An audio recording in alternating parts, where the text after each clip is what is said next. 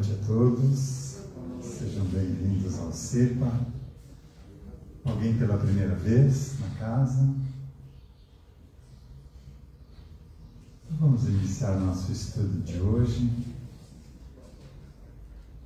entrando em sintonia com a energia deste ambiente, que possa nos preparar para mais um final de ano que sempre é corrido, que a gente possa estar sempre consciente das escolhas e de tudo que a gente fizer na nossa caminhada. E nesse propósito, isso também facilita entrar em sintonia com a energia desse ambiente. Vamos vibrar uma prece. Pai nosso que estais nos céus, santificado seja o vosso nome. Venha a nós o vosso reino. Seja feita a vossa vontade, assim na terra como no céu. O pão nosso de cada dia nos dai hoje. Perdoai as nossas ofensas, assim como nós perdoamos a quem nos tem ofendido. E não nos deixeis cair em tentações, mas livrai-nos do mal. Que assim seja. A primeira parte da palestra de hoje, eu vou passar um vídeo do Roosevelt. Ele é um espírita, escritor, e escreveu um livro chamado Terapia Anti-Queixa. Então é bem interessante, mesmo que a gente fale aqui todo dia da necessidade de agradecer, de não reclamar, né? Ele tem uma maneira bem peculiar de falar que toca no nosso coração.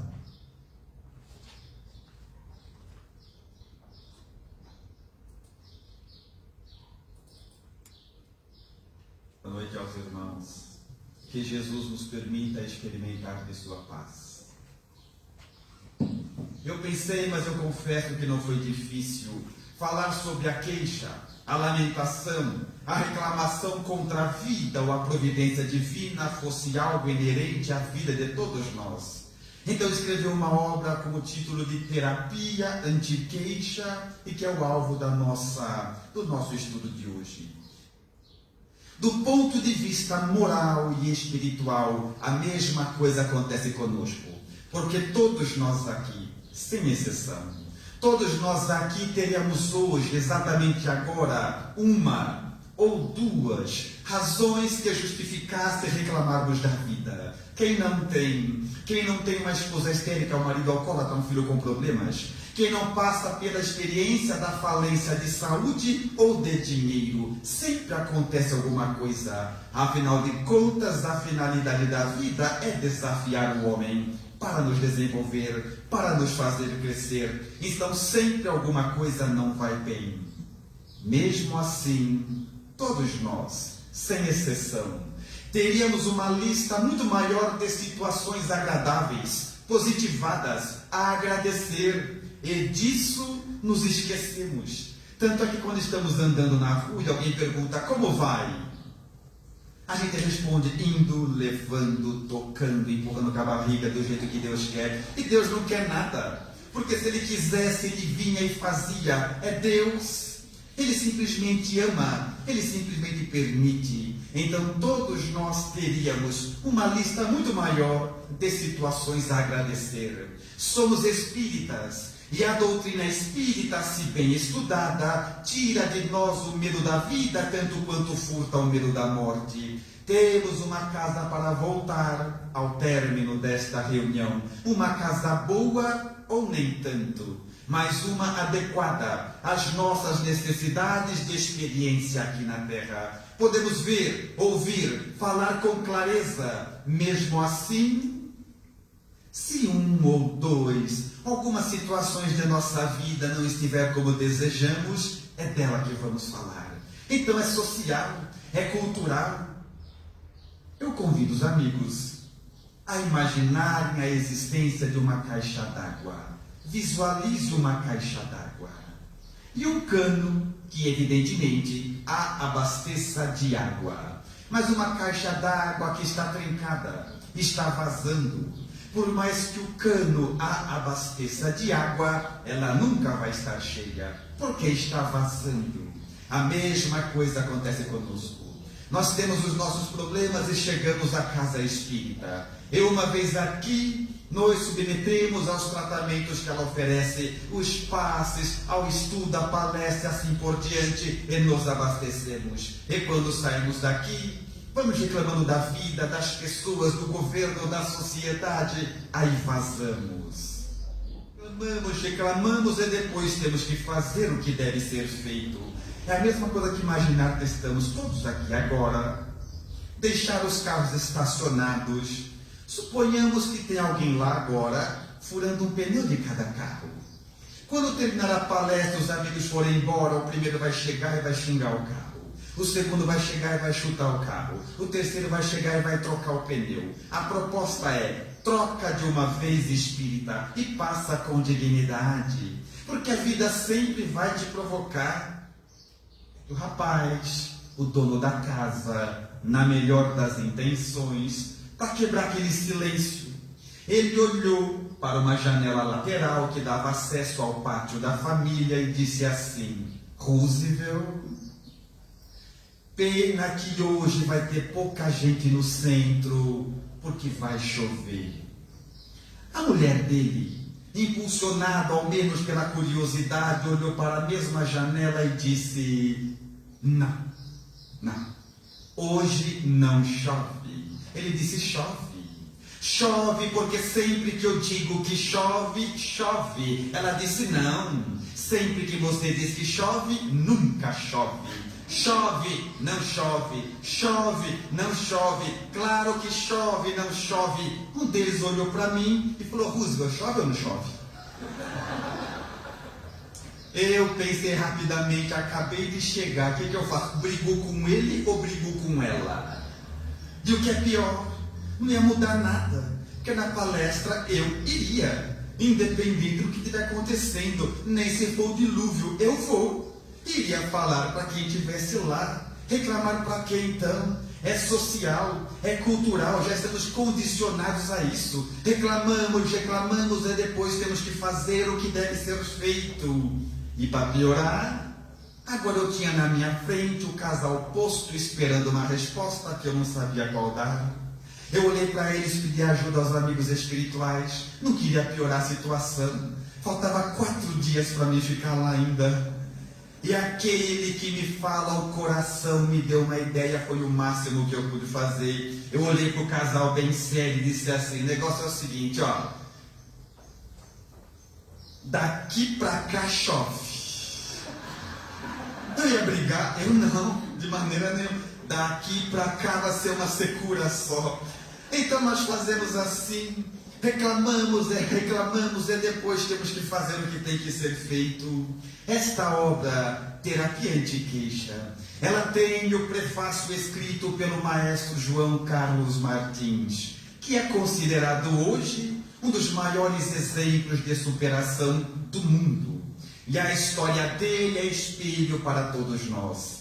Ele começou a tocar piano aos 8 anos de idade, aos 13 tinha uma carreira nacional, aos 18 uma carreira internacional, vindo a ser considerado o melhor intérprete de Johann Sebastian Bach do mundo.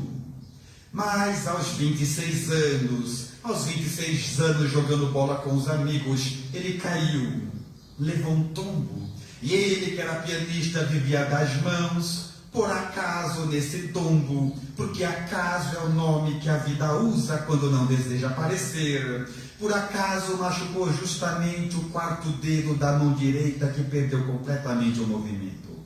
Iniciava-se naquele momento o desenvolvimento de uma nova técnica, onde os dedos sadios deveriam superar a falência daquele outro, e ele conseguiu, e quando conseguiu, foi acometido pela LER, a lesão por esforços repetitivos que lhe furtou novamente da vida à música.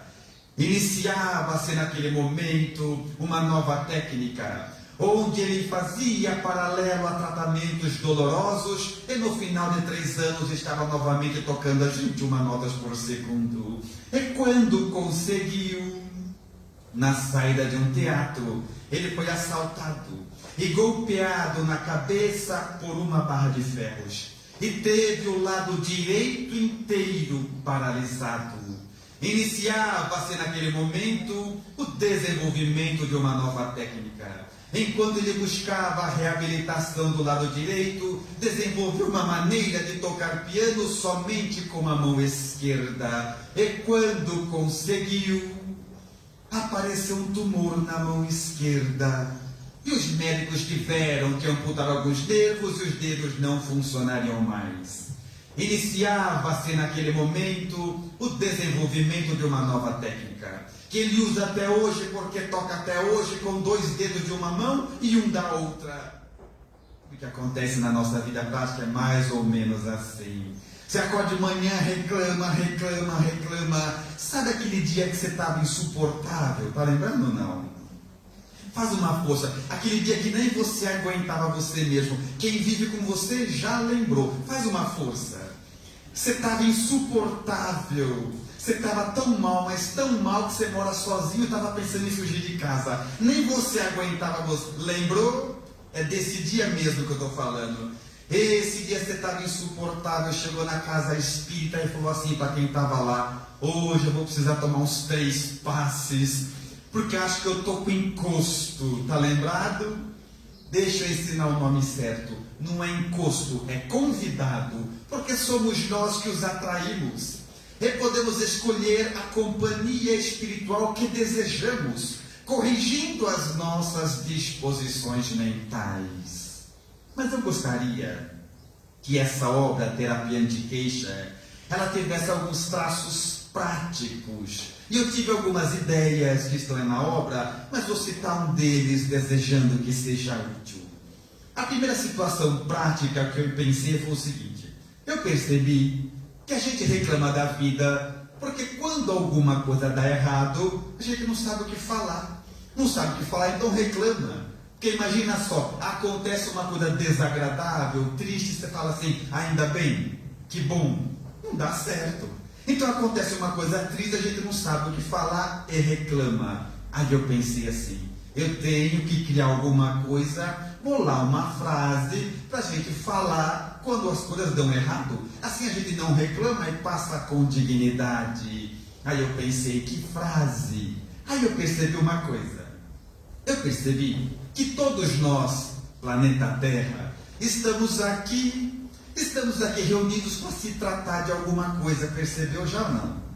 Uns estão aqui para tratar a violência, a maledicência, a prepotência, a avareza, os piorzinhos, tudo isso junto. Mas todo mundo está aqui para se tratar de alguma coisa. Eu pensei, minha frase é essa: estou em tratamento. Mais ou menos assim. Espírita, você acorda de manhã, nem vamos perder tempo com isso, porque você fala aquilo que todo espírita fala e faz de manhã. Acorda, abre a janela, dá bom dia a Deus, agradece por mais um dia, lê uma página do Evangelho, faz as suas orações. Nem vamos perder tempo, porque os espíritas fazem isso todos os dias. Então, pai, se acorda, faz o que os espíritas fazem todas as manhãs, se arruma para ir trabalhar, porque os espíritas adoram trabalhar, senta para tomar café da manhã, toma tranquilamente o seu café da manhã, e quando está tudo pronto, quando está na hora de você sair para o trabalho, como a finalidade da vida é te pegar, te colocar à prova, você derruba a xícara de café na própria roupa. O que você diz, espírita?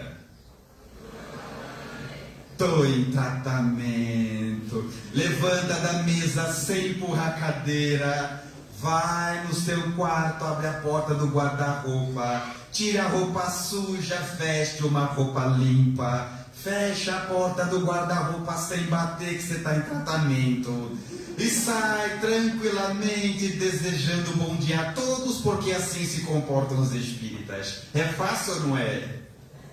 Eu falei. Aí você vai trabalhar tranquilamente, sem reclamar da vida, mostrando que confia em Jesus. Chega, então está no trabalhar, só que como a finalidade da vida é te pegar, cada hora ela vai aprontar uma coisa, porque estamos aqui para nos desenvolver. Você lembra que quando você estava no horário de sair trabalhar, você teve que voltar a trocar de roupa? Então você está atrasado para o trabalho agora. E quando nós estamos atrasados para o trabalho, quem é a primeira pessoa que a gente encontra? o chefe. Eu não sei se vocês já estudaram isso nessa casa, mas chefe tem uma mediunidade especial. Porque chefe é aquela criatura que chega cedo quando você chega tarde. E chega tarde, sempre que você vai mais cedo. Então você está chegando atrasado no trabalho, dá de cara com o chefe que não está bem. Ele olha para você e diz assim: o nosso país é um país de terceiro mundo por causa desse tipo de comportamento. E a nossa empresa não se desenvolve por esse tipo de exemplo que você dá. E sabe o que você fala para o seu chefe? Isso vocês aprenderam, né? Ele não vai entender nada, mas você diz para você mesmo: eu estou em tratamento, nem atestado leva, pede desculpas, se predispõe a compensar o tempo perdido, porque é tua responsabilidade administrar as suas horas, trabalha o dia todo sem descontar nas pessoas, e no final do dia você passou com dignidade. Vocês já foram para a Bahia alguma vez? Já? Sabe aquelas fitinhas que quem vai traz pra gente? A gente compra um feixe que é barato, dá pra família inteira. E para cada um que você dá, você fala assim: trouxe só pra você, né? A gente gosta de exclusividade. Pega uma fitinha daquela. Quem não foi, não tem problema, vai no bazar, compra uma, pode ser genérica mesmo. E amarra no braço. Quando você amarrar no braço, você vai pensar assim: toda vez que eu olhar pra fitinha, eu vou lembrar de não reclamar. Porque no fundo a nossa fé é uma fé vacilante, percebeu isso ou não?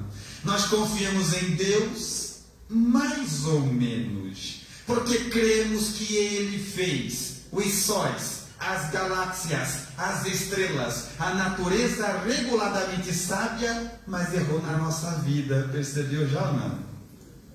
Tanto é que quando alguém que a gente não gosta, quando alguém que a gente não gosta bate o carro, a gente diz: tá vendo como Deus sabe o que faz? Quando a gente bate o carro, a gente fala: onde é que está Deus? Encontramos no Evangelho novamente, em Romanos capítulo 8, versículo 28, uma nova contribuição. Lá está escrito assim: tudo coopera para o bem quando se caminha para Deus. Independente do que ocorra comigo ou com vocês, por mais amargo e triste que seja, tudo coopera para o nosso bem, se caminharmos para Deus. Então é importante saber que se você fez um plano para a sua vida, tinha um objetivo de chegar a determinado ponto e chegou em outro, talvez não esteja onde deseja, o que não quer dizer que esteja no lugar errado.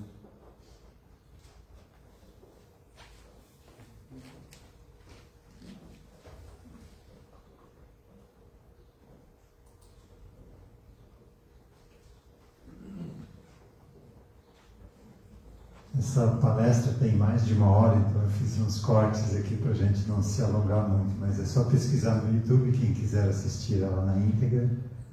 É Terapia Anti-Queixa, vai vir lá o link do vídeo. E o que ele falou aqui é o que eu trago e o Vida Consciente traz aqui toda semana, né? A necessidade da gente mudar esses hábitos que a gente carrega por desconhecer que isso fazia mal para a gente. E o reclamar é um dos principais desses hábitos, né? Mas aqui ele fala muito em não reclamar. O que a gente estuda aqui também é por que não reclamar, né? Então estudar essas leis universais aqui que nos regem.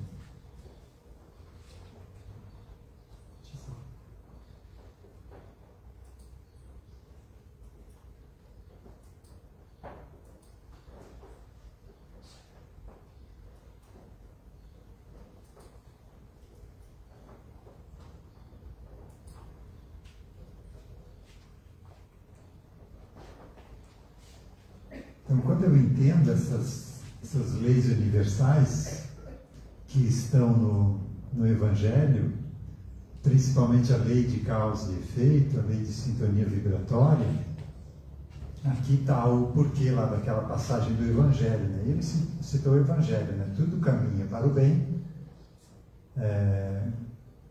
tudo tende ao bem quando se caminha para Deus, né? O que é isso, né? É entender o propósito de Deus, essa lei de Deus que quer que a gente seja uma pessoa melhor. Então a proposta toda é em nós, cada um de nós, nos tornarmos uma pessoa melhor para transformar esse mundo num lugar melhor e assim seguir a evolução traçada por Deus. Então quando a gente entende que faz parte desse mecanismo, aí a gente consegue mudar esse hábito, porque a gente veio há milênios reclamando isso, então isso é muito forte. A gente precisa fazer um esforço para domar esse impulso da reclamação.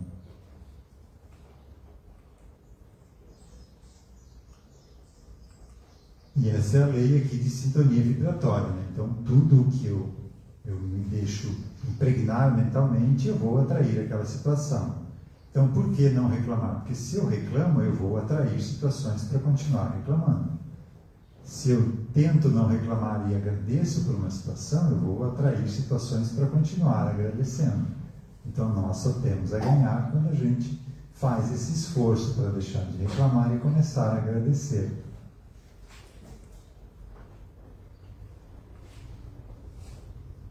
E essa aqui é uma prova física, né, dessa lei de sintonia vibratória, né? O Masaru Emoto, um pesquisador japonês, conseguiu fotografar a cristalização da água. Quando a água começa a congelar, ela forma cristais de gelo. Então ele fotografou essa cristalização de uma mesma água colocada em contato com vibrações diferentes. Até mesmo sem ser um pensamento, até mesmo a vibração de uma música. Essa vibração também afeta essa energia da água. Então nós somos 70% água. Por isso a necessidade do orar e vigiar do Evangelho, cuidar com o que a gente está permitindo entrar em sintonia com a gente, porque nos afeta diretamente. Ele falou lá também do passe, né, ou também do Evangelho no lar, né? Então essa mesma água aqui, ó, antes e depois de uma prece. Isso aqui acontece no Evangelho no lar, naquela água fluidificada. Ou quem vem aqui também traz uma garrafinha de água para ela ser fluidificada, né? Para você tomar aí durante a semana. Então, essa água aqui ela não é pura quimicamente, fisicamente, é energeticamente. E isso aqui não só com a água, a gente pode fazer com os nossos alimentos também, né? Então a gratidão pelo que está ali na nossa mesa, pelo que a gente tem ali para preparar para nosso alimento, faz com que você até consiga mudar, né? Essa vibração deletéria para uma vibração salutar, né? Mesmo que um alimento tenha agrotóxico, se você realmente tiver gratidão a Deus e por todas as pessoas que participaram do processo desse alimento estar ali na tua mesa, essa energia de gratidão, que é o padrão violeta, né, a mais alta de todas e interpenetra as demais, por isso ela consegue penetrar nessa vibração, nessa ligação subatômica ali e deixar de ser tóxica, né, esse elemento que está ali. E a gente sabe disso, mas não acredita muito, como ele falou. A gente acredita em Deus mais ou menos ainda, né?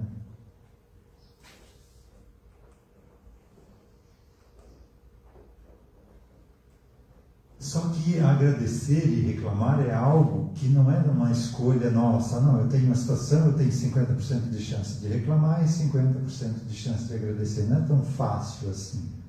Porque o nosso psiquismo tem impulsos e tendências que nos estimulam na nossa vida. E esses impulsos estão registrados no nosso inconsciente, com base em todas as vivências que a gente teve no passado. Então, cada vida passada, depois de desencarnar, passar um tempo na reticidade e encarnar novamente, ela entra para o nosso inconsciente. E a partir daí, ela fica vibrando o que ela viveu para a gente. Então, nós temos no nosso inconsciente consciências que viveram na época da escravidão. E isso traz para a gente hoje um preconceito inconsciente da cor de pele. E se a gente não ter essa informação, a gente acaba se deixando levar por por esse costume daquela época e achar que é certo mesmo ter preconceito, achar que é certo que somos superiores, né? que o branco é superior ao negro, que o patrão é superior ao empregado, que o homem é superior à mulher, porque isso vem do nosso inconsciente. Então a gente precisa ter levar a vida mais consciente, ter esse entendimento, que são impulsos que brotam do nosso inconsciente baseado em experiências anteriores. E se a gente fizer uma retrospectiva das nossas vidas, e isso eu uso muito nos atendimentos, né, para quebrar esse preconceito. Então, quando vem uma pessoa que está muito estratificada em vivências masculinas, né, muito machista, você coloca ele em regressão para ele acessar uma existência onde ele teve uma vivência feminina. E, por consequência, foi muito discriminado ali, porque ele também discriminava. Então, ele tem a mesma quantidade de existências masculinas, ele tem mais ou menos, né, a mesma quantidade de existências femininas, para tentar quebrar esse preconceito. Então, a gente mesmo vai aprendendo, a gente não precisa de nada externo para a gente aprender. A lei de Deus é uma lei magnífica, ela é muito sábia, ela mesmo coordena para que a gente mesmo aprenda com os nossos erros, para que a gente mesmo aprenda no grupo familiar, no grupo do país, ou do partido, ou de qualquer situação onde a gente está reunido num grupamento. Aquele grupamento é o nosso aprendizado. Então nada está errado no que acontece com a gente. É uma maneira da vida botar um obstáculo na nossa frente para a gente mudar algo que não está certo. Que não está certo com essa proposta de Deus, de que a gente seja uma pessoa melhor e transforme esse mundo num lugar melhor.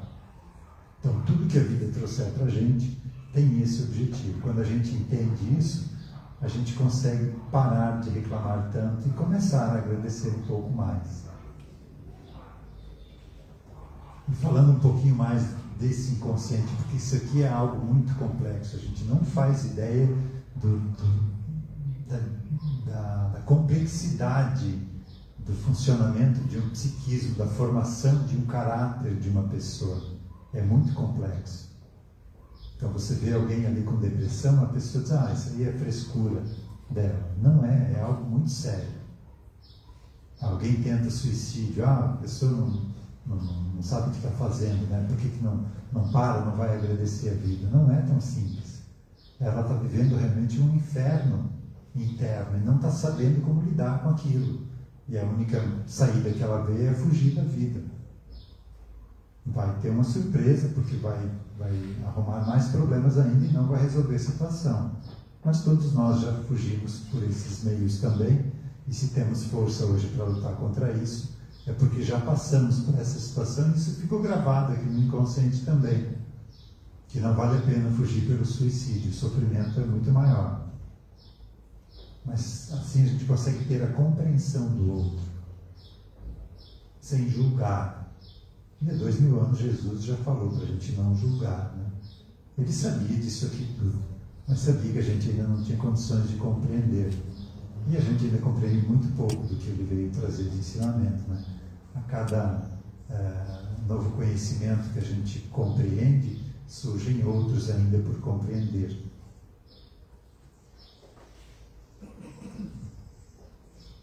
Então essas consciências de passado aqui a gente chama de personalidades múltiplas. Múltiplas porque são múltiplas no nosso inconsciente. E cada uma delas nos influencia de uma maneira. Então são personalidades vividas em outras existências. Tem identidade própria, aparência própria, hábitos próprios, idade própria e até polaridade sexual distinta da atual. E elas despertam ativadas por algum estímulo desencadeador qualquer. Então, quando a gente nasce, elas estão como que hibernando no nosso inconsciente. E ali, em torno dos 7 anos, elas começam a acordar. Por isso que o período mais importante da educação dos filhos é dos 0 a 7 anos. É o momento em que você prepara ele para a vida. E esse preparo vai determinar quais dessas consciências aqui de passado vão ser acordadas. Então, uma criança, a mesma criança que nasce num ambiente saudável, outra num ambiente muito violento, ela vai acordar, embora possam ser espíritos que têm a mesma caminhada evolutiva, ela vai acordar no inconsciente dela personas diferentes uma da outra, pela ressonância com o ambiente onde vive. Então, a importância da educação, a importância do comportamento dos pais frente aos filhos, né? O Isamitiba tem vários livros com relação à educação infantil, já é desencarnado ele, né? Mas algo que me marcou muito quando eu estava com o meu primeiro filho, e a gente foi buscar algo para tentar não prejudicá-lo tanto, né? Porque eu digo sempre que os pais deveriam ter um curso de habilitação para ter filhos, né? Como a gente tem para poder dirigir, né? Tão sério é a questão, né? E o Samitiba fala algo que você deve considerar quando você está educando teu filho, baseado em 3 pontos, né? Constância, coerência e consequência. Para que ele tenha a criação desse ambiente psíquico dele seja salutar para a vida dele, né? Mas quando em casa os pais brigam, o pai deixa, a mãe não deixa, ou um dia ele faz uma coisa, tem castigo, outro dia pode fazer que não tem problema, né? Então, constância, coerência e consequência. Esses 3 pontos auxiliam a gente, já que a gente não tem essa carta de habilitação para ser pais, nos auxiliam na formação dessa criançada que está aí, né? Então, elas despertam, pode ser, então, pela forma, pelo ambiente familiar onde a criança nasceu, pode ser também um vício, a criança teve lá todo a infância normal, a adolescência normal, de repente lá na adolescência se junta num grupo de amigos e lá eles vão experimentar alguma droga, pode ser droga lícita ou ilícita, né? E esse primeiro ato ele vai despertar algo ligado a essa pessoa lá no passado que tem algo a ver com esse vício. Eu conto sempre do meu filho mais velho, que foi fazer faculdade, lá acabou entrando em contato com um grupo que falava que maconha não causa tanto mal, que não tem problema, que pode ser até salutar em alguns casos. Aí eu chamei ele e falei, olha, você pode estar até certo com isso, tá? Não tenho experiência, nunca experimentei, você pode estar certo nessa tua... né? O grupo pode estar certo nessa colocação, mas só queria te alertar de uma responsabilidade. Se você passar essa conversa para frente em outro grupo, e nesse outro grupo, um elemento desse grupo, um jovem desse grupo, tiver algo de passado ligado a vício, e essa tua conversa, e ele veio nessa vida para tentar lutar contra o vício, e essa tua conversa fazer com que ele se deixe levar pelo vício, você está sendo responsabilizado pelo vício dele também. E vai ter que voltar outras vidas para ajudar ele a se libertar do vício. Então, você acredita que é isso? Guarda para ti. Não influencie ninguém com isso. Então, é uma responsabilidade muito grande. Eu acho que para ele resolveu, pelo menos nunca mais escutei nada a respeito. Pode ser uma vibração, uma imagem, um cheiro, um olhar. É muito, muito sutil isso aqui, de como elas podem ser acordadas, né? Por exemplo, aqui um escravo lá no tronco sendo torturado, né? Sendo chicoteado lá pelo feitor, né? Normalmente quem tira a vida lá no passado tem que vir devolver, primeiro como pai, como mãe, né? Então essa vibração aqui já vem desde que você nasceu. Vem desde sempre. Você não consegue chegar no teu pai e dar um abraço e dizer eu te amo verdadeiro, né? Porque tem isso, é muito forte no inconsciente. Para a gente conseguir dimensionar, vamos pensar assim, como é ser escravo, ser açoitado uma vida inteira sem poder nem reclamar, porque senão apanha mais ainda, né? E guardar toda essa raiva represada ali dentro da pessoa, essa emoção dessa raiva. Imagina a quantidade de energia que tem ali dentro. E hoje, quando a pessoa volta e te devolve a vida, no momento de uma discussão, se você não está vigiando, né, isso pode tudo explodir. E aí você tem um acesso de fúria, pode até tirar a vida da outra pessoa. Então é uma energia muito grande, uma quantidade de energia muito grande que fica armazenada, e os tratamentos que a gente faz aqui na casa é para liberar essa energia sem causar mal a ninguém, né? E esclarecer a consciência, né? O porquê, para botar em regressão esse escravo aqui, né? Ele está aqui no tronco, mas você consegue mostrar para ele que a vida já se encerrou. E fato curioso, a vida se encerrou, mas ele está lá no tronco sofrendo até hoje.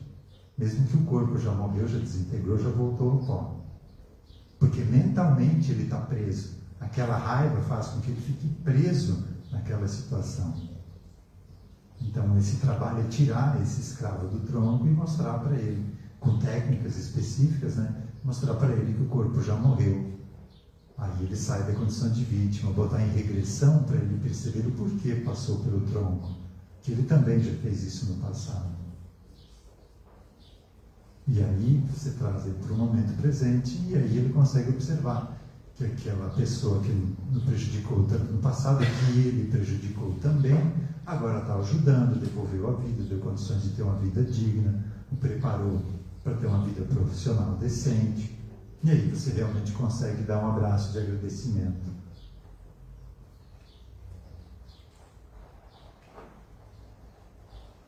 Uma provocação, um ataque, um descontentamento, uma humilhação, um medo, um trauma, pode ser uma viagem também. Geralmente, quando você está traçando o roteiro de uma viagem, você é conduzido inconscientemente para passar por ambientes onde você já viveu no passado, e estando lá podem despertar essas memórias. Não estou dizendo para não viajar, pessoal, isso é bom, porque quando você desperta uma memória dessa, embora o mal-estar causado, é uma oportunidade de você resgatar essa tua parte de passado. Então, tudo que acontece de desconfortável para a gente é uma oportunidade de harmonização.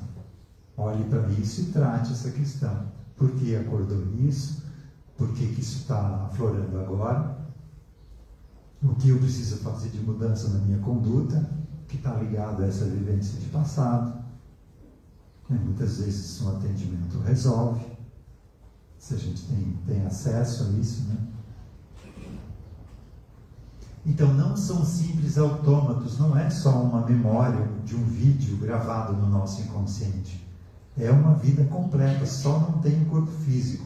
Está lá completo, com emoções, conceitos, preconceitos, verdades, os costumes da época. Então não acompanhou a evolução depois daquela vida, ele ficou preso. É uma fixação mental, está preso naquela situação. E tem poder de decisão, porque é uma força mental, tudo é mental, né? Para eu estar falando aqui é um comando mental, para eu estar movimentando os meus membros aqui é um comando mental, tudo é mental. E essa parte, essas pessoas estão no campo mental.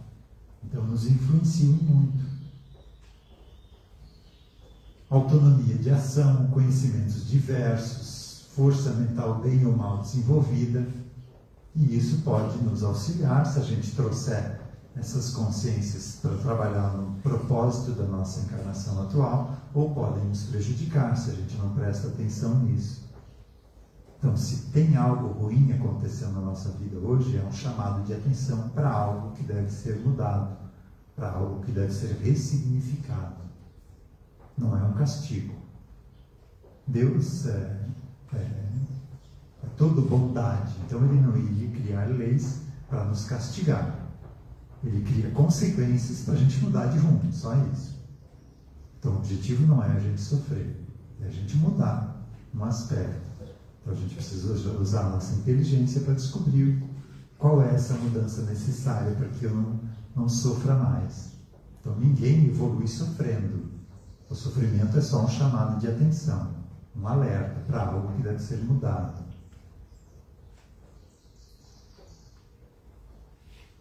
Mas vale a pena, não queria deixar vocês muito tristes com isso, tá? É o processo da evolução, é assim mesmo. A gente aprende desse jeito e não é só com a gente, todo mundo. Não fica triste porque a pessoa mais rica desse planeta vive também uma espécie de inferno interno. Então, a pessoa não é feliz só porque tem muito dinheiro, tem muitas posses, não. Cada pessoa tem o seu íntimo a ser desenvolvido. As pessoas que não precisam mais disso não estão aqui. Então, não tem exceção aqui na Terra. É assim mesmo e é assim para todos. E agora a gente já está num ponto de amadurecimento que já pode começar a compreender isso e começar a botar em prática também. Então vale a pena, nós somos seres imortais, já tivemos inúmeras existências, vamos continuar tendo outras inúmeras existências, e depende do que a gente fazer agora, como vai ser lá na frente. Pode estar difícil, a gente está colhendo algo que a gente fez no passado, mas não esquecer que a gente está plantando o que vai colher lá na vida seguinte, ou nessa existência mesmo. Então vale a pena botar em prática isso aqui, a gente só tem a ganhar. Alguma dúvida? Podemos encerrar então? Neuza, você pode fazer os passos?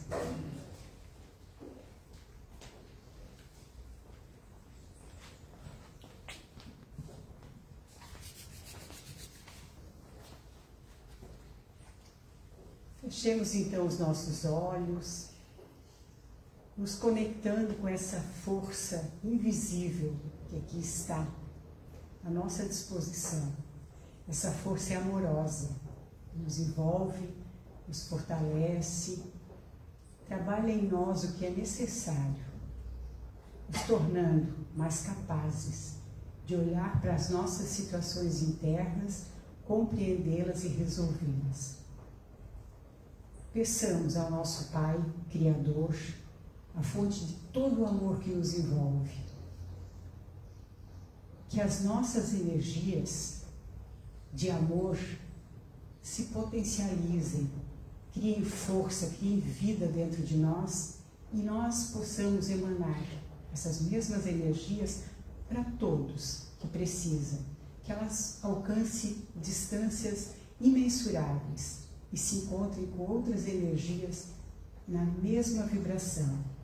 Que sejamos luz, que sejamos paz, fraternidade e amor.